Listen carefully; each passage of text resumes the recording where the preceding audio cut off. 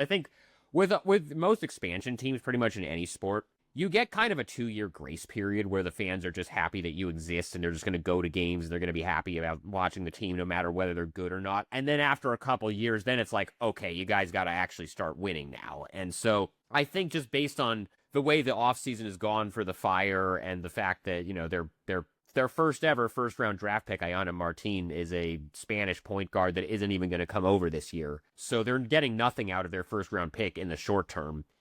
And they didn't really sign, any, high level, starters in free agency. Their biggest free agent signing was Megan Gustafson, who's kind of a career backup center, who's going to probably be their, starting center because that's just, they don't really have a lot of depth at that position. And then most of the other players, Bridget Carleton aside, most of the other players that they got into the expansion draft are kind of just, young, unproven, upside swing type of Hi, players. everyone. Tim Kitzer with you, the voice of NBA Jam.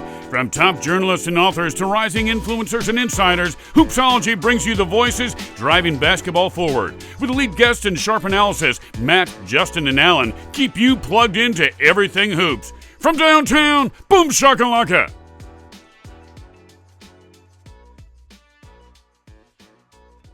I want to jump into the Portland Fire. The WNBA season's about to kick off as the recording of this podcast, and I just want to jump into it. I believe the Fire had about 2 preseason games, 1 at home. So besides the results, I mean, this team is coming back to Portland. What was the feelings in terms of the fans, the environment? I'm sure that was a momentous moment. What was kind of your opinion? And I realize it's a preseason game, but still, right. This is still a huge deal for this team to, it's a city to welcome back a WNBA franchise. What was that like? It was a really good crowd for a preseason game. It wasn't sold out. I mean, it's a preseason game, and it was also 90 degrees out that day, but it was easily a better crowd than any Blazers preseason game I've ever, preseason games usually are just not, that's not really ever a crowd to write home about. I would say that this preseason crowd for the Fire's only home preseason game was about on par with kind of an average Blazers January or February regular season game that isn't against the Lakers or the Warriors or one of the marquee teams. It was it was like an NBA regular season crowd. It wasn't like a playoff crowd. I'm imagining that this coming Saturday when they have their actual opener against Chicago, that's going to be an insane crowd. But this was a average NBA regular season crowd for a WNBA preseason game. So that was pretty impressive.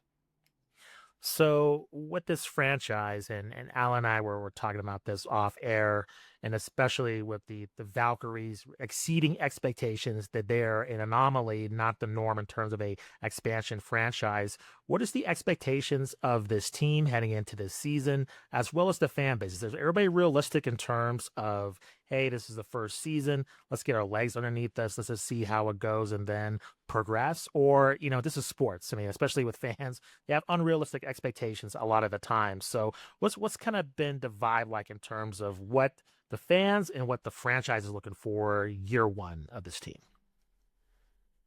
Well, I think you're definitely right that people have unrealistic expectations about what most expansion teams are going to be because of how successful Golden State was last year. And I think maybe there was an assumption that, when they hired Vanya Chernovitz, the assistant GM from Golden State last year, during their expansion season, to be their GM, that they were probably going to follow the same model and, try to, get veterans and actually try to be competitive right away and make the playoffs. I think that they had a thought about doing that at some point. I know that they missed on some bigger names in free agency, so I think they were trying to do that at one point. But I think, if you watch the 2 preseason games that they've played, I think it's pretty safe to say that they're, it seems like they've got some good things in place, and I think they're going to do a good job this year of laying the foundation. It seems like Alex Sarama's coaching style and system is connecting well with the players so far, from what I've been able to tell, and I've been going to practices the last week or so. But just from a talent standpoint, they're an expansion team, and you're not going to really have access to the type of talent, especially the expansion draft this year was a different type of expansion draft from last year, both because there were two teams, and so it was not, you didn't just get their pick of all of the, best talent on all the other teams. They had to also be competing with Toronto for that stuff. But also just because of the way that the free agency was set up this year, where pretty much every player in the league signed a one-year deal last year so that they would all be free agency under the new CBA.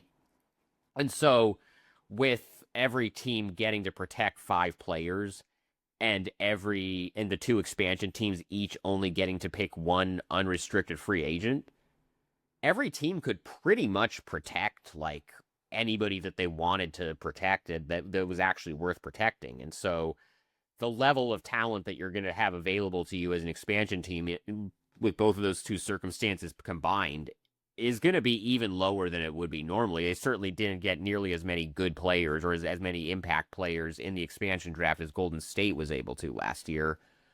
But, I mean, they have some players that they like that they got in the expansion draft, but I think it was just obvious watching them the other night against LA, which, LA is, they're not like a terrible team, but they're not like one of the contenders either. And they still you could just tell, it's just so obvious that every single night this season, the Fire are going to be at the talent disadvantage. I think they're going to be lucky to win 10 games this season, but I think they're going to play hard. They're going to be fun to watch, and I think the fans are going to really like it for the first couple of years. I think with most expansion teams, pretty much in any sport, you get kind of a 2-year grace period where the fans are just happy that you exist, and they're just going to go to games, and they're going to be happy about watching the team no matter whether they're good or not. And then after a couple of years, then it's like, okay, you guys got to actually start winning now. And so I think just based on the way the offseason has gone for the Fire and the fact that, their first round draft pick, Ayana Martin, is a Spanish point guard that isn't even going to come over this year. So they're getting nothing out of their first round pick in the short term.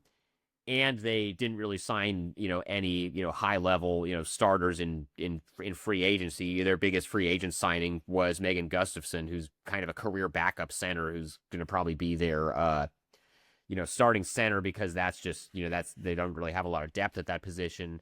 And then most of the other players, Bridget Carleton aside, most of the other players that they got in the expansion draft are kind of just, young, unproven, upside swing type of players. So I think the idea now that they didn't get whatever they wanted to get done in free agency is I don't think they're against the idea of having a pretty good chance at drafting Juju Watkins next year. So record-wise, if you're expecting them to be in contention for the playoffs or anything like that this year, that ain't happening. But I think they're going to be in pretty good contention for these next 2 draft classes, which are as good as any 2 draft classes in recent memory. So I think that's kind of the silver lining there.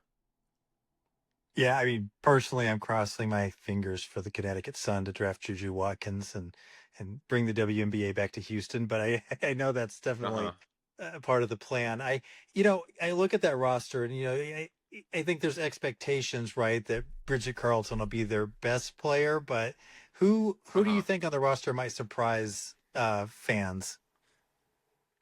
Carla Leite.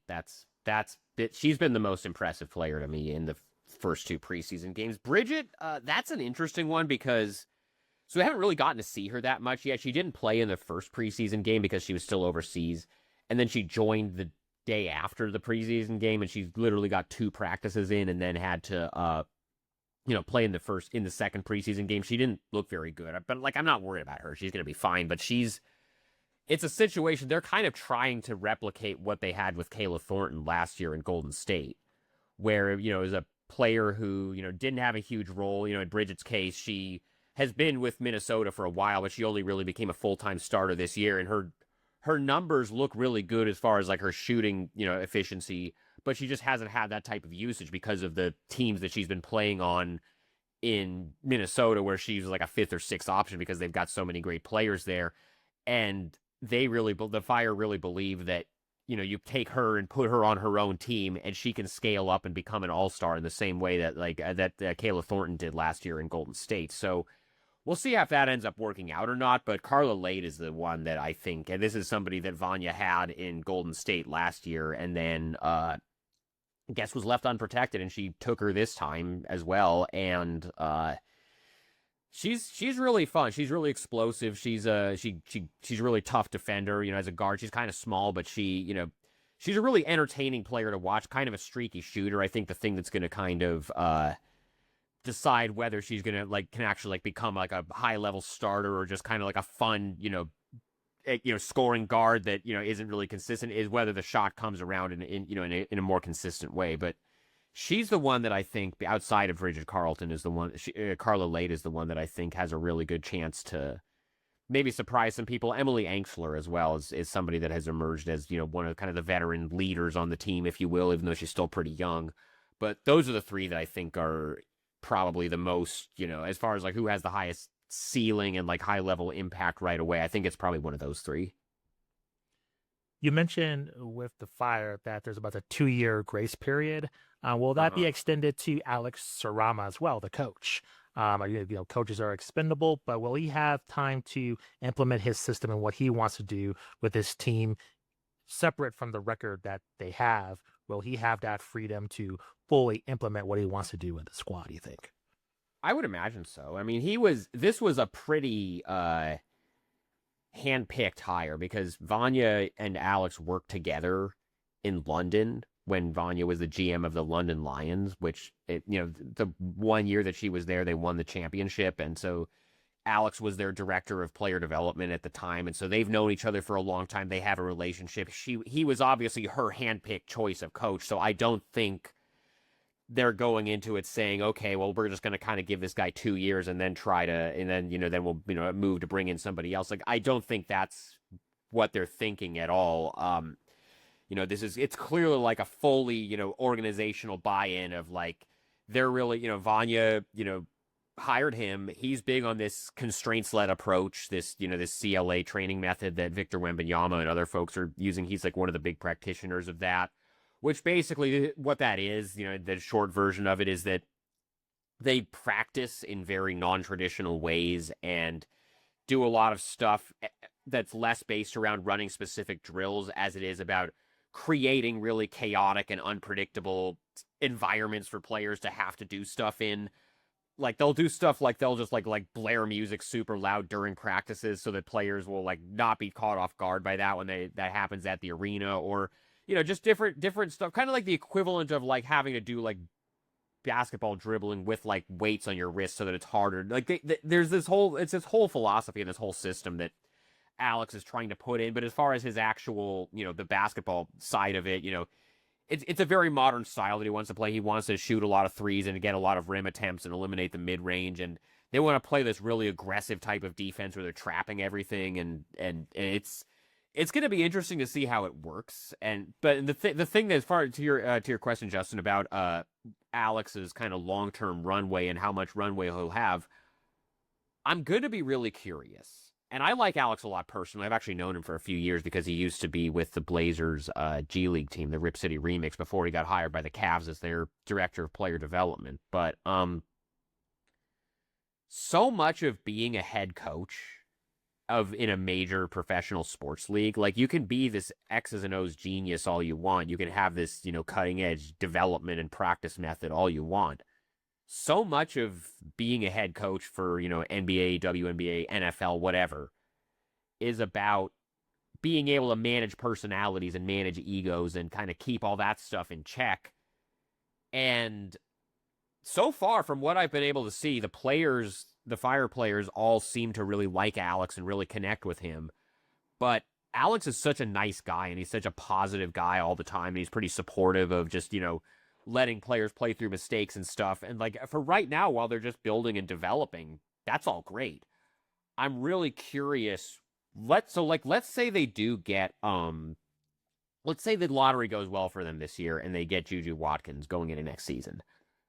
You've seen this, you saw this a couple years ago with Indiana when they got Caitlin Clark. Then suddenly there's a lot more scrutiny on them in terms of how they're running their operation. And then they ended up getting the coach out of there in a year. Same exact thing happened in Dallas last year. You get Paige Beckers, and she's a good enough talent that she alone raises your floor a little bit, but still there was a lot more scrutiny on, like that coach that they hired was like just clearly like not cut out for it. And they, they made the change after the 1 year. And then now there's a lot more pressure. Like, okay, you've got a player like this. Now you have this like foundational, generational talent like this. Now you have to really professionalize your stuff and you have to really get serious. And, if Portland is able to get Juju in this draft or Sarah Strong in the next draft or, one of these, generational type of prospects that's coming up, now suddenly the pressure is going to be on Alex to, for it to not just be this whole, we're trying to develop this, this new system and build a core and, build. Now it's like, okay, now you've got one of these types of, those level of like rookies coming in. Now you got to start winning, and now you've got to be the personality that's going to be able to hold people accountable, and you've got to be somebody that people buy into when it's at that level, and it's not just kind of this ground floor expansion team. Everybody's just kind of happy to be there. Everybody's just going to listen to whatever the coach says type of situation. So I'm going to be really curious how that goes, and I'm not going to sit here and say I have the answer to how that's going to go, but I do think that Alex is pretty adaptable, and he's pretty, willing to learn stuff. So I think he's going to get there as far as, being able to do that. But that's definitely something to keep in mind, especially a couple of years down the line if they get what they want in the lottery and then suddenly they have a lot more pressure to actually start winning instead of just it being about development. Yeah, I mean, he sounds a little like just like the non-traditional stuff. Sounds a little like the Ted Lasso for women's basketball, but well, except that Alex actually knows basketball. Ted Lasso didn't know anything about soccer when he took that job. Alex is actually kind of a child prodigy. He's only 30. He's younger than I am. He's only 30, and he's British, and he has a book called Transforming Basketball that has been, used for a lot of, a lot of the CLA stuff is kind of stemming from that. But, the Blazers hired him 3 years ago when they started their G League team, the Rip City Remix. They hired him as director of player development, which, and they kind of started using a lot of his practice methods and all that stuff. A lot of the Blazers front office folks, who I obviously know very well, a lot of them feel like he's, one of the smartest basketball minds that they've ever worked with. And they all spoke very highly of him when he ended up getting this job. But, he was only with the Remix for 1 year. And then I think he got offers from several different NBA teams. He ended up taking the job with the Cavs as their director of player development. And they basically let him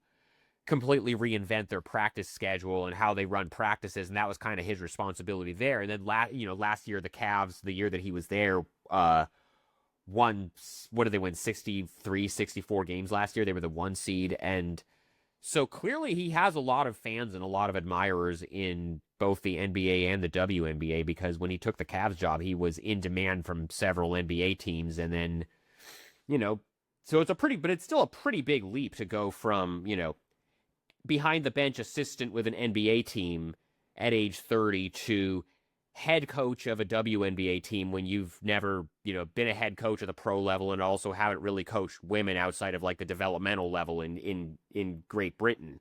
So I'm going to be interested to see how it goes. I mean, luckily, because they're going to be an expansion team with not a lot of expectations to actually win games, he's going to get a lot of runway to play through some of those mistakes, just like the players that he has are going to be. He always talks about letting them make mistakes and letting them learn from it. He's going to have a lot of opportunity to learn from that as a head coach also.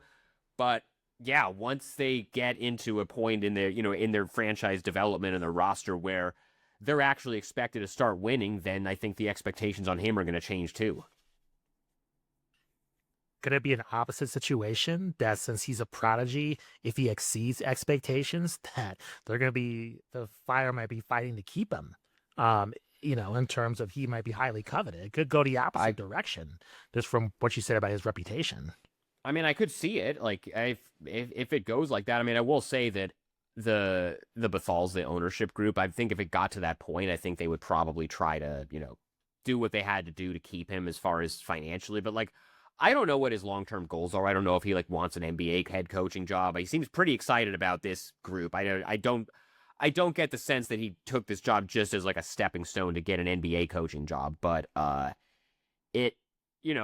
obviously, whenever there's the level of money involved that would come with an offer like that, I mean, I'm sure that's something that may come up at some point. But look, if this coach that they hired that was really controversial when they hired him because it was somebody that was pretty young and it was a man coaching, who's never coached women really at this level before, and nobody really knew who he was. If that coach ends up doing so well here that he gets poached by somebody else, that's a pretty good problem to have. And that would be some vindication for Vanya for, deciding that this was the right coach for this team when maybe people would have liked, her to go a different way with that position. If that's how it ends up happening, obviously it wouldn't be great for the team, but it would be great for kind of her, acumen for, evaluating this stuff.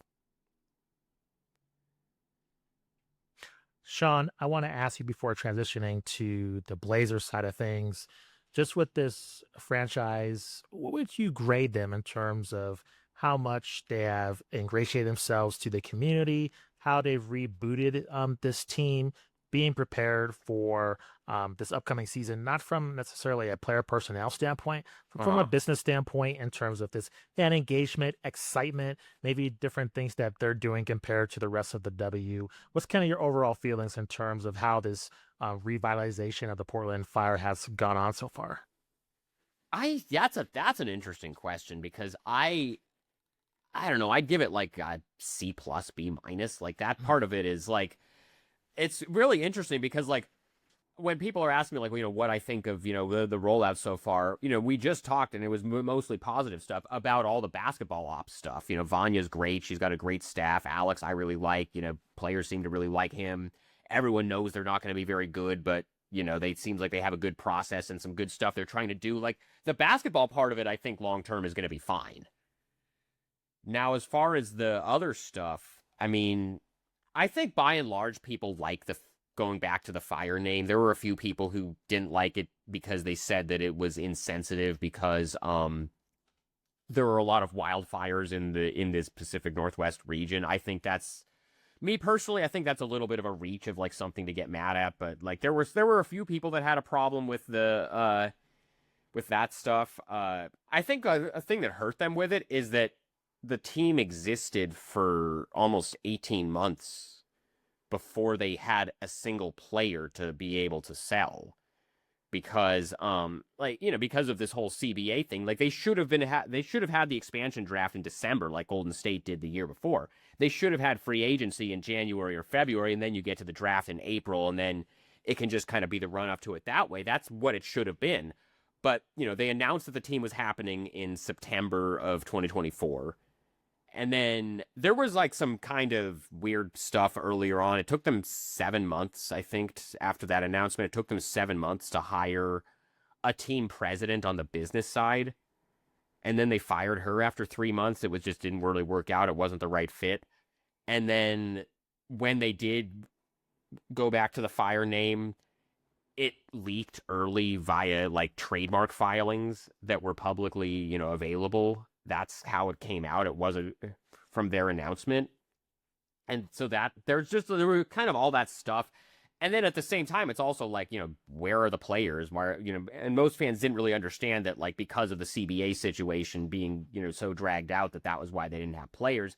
But then there was just all this other stuff. And even with this, the coaching hire, like I said, Alex was somebody, he's very well regarded in the basketball world, but like, you have to be as in the weeds as we are and know as many people in the business as we do to have even known who he is or what the CLA stuff even is. Most fans, when they announced that hire, were like, okay, 30-year-old white British dude who's never really coached women at the pro level before. Like, what's that about? Like that. So that was kind of controversial at the time. And then, when it came to the actual roster, there were, and I guess we haven't really talked about this yet, but I was at, on draft night a couple weeks ago. They had a draft watch party for season ticket holders at the arena where they showed the draft telecast on the Jumbotron.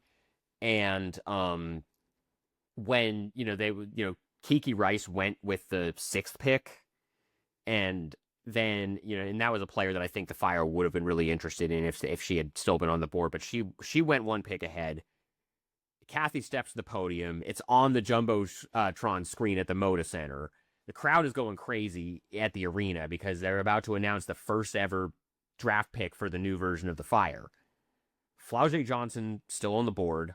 Raven Johnson's still on the board. Tania Latson's still, like, all these big college stars that everybody just saw play in the tournament that would have been really, like, exciting and been like, oh, this is the new face of the franchise. A lot of those types of players still on the board. And they end up drafting Ayana Martin, this Spanish point guard who's 20 years old. And not only is it, most, American fans are not really watching the Spanish league on a day-to-day basis, so people don't really know who she is. And she wasn't even physically in New York to be at the draft, so they didn't even get the iconic moment of the franchise's first ever draft pick walking across the stage and taking the photo with the commissioner. They didn't even get that because she was still overseas. And then Vanya tells us afterwards that she's not even going to come over this year. She's going to stay in Spain for one more year and recover from some injuries and play for the Spanish national team in the World Cup this summer. So all of that stuff, I mean, we can sit here as like basketball people who understand the rationale from this stuff and say, look, she was a projected top 10 pick. That's a totally reasonable person to take at 7. She just won MVP of the Spanish league last week at age 20. So like it's probably a pretty good pick. It's just, if you're a casual fan who's like just getting into this stuff and you're told, hey, we're not going to take Flau'jae Johnson, who everybody knows from LSU, and we're going to take this foreign player that isn't even going to come over this year. Go buy tickets, go buy jerseys. I understand how there are going to be fans that are kind of like, okay, I don't know what this is about. But that stuff is all like, judging from the crowd at the preseason game the other day, I think once the actual games start, it's going to be fine. This is all kind of stuff that people like have too much time to debate and, have all this discourse over because there was such a long off season with no, movement of any kind because of the CBA stuff. And then everything had to be get done in a short time. Once the games start, I think people are going to be like, wait, this is actually really cool. Yeah, I'm excited to see it. I always like it when new teams come in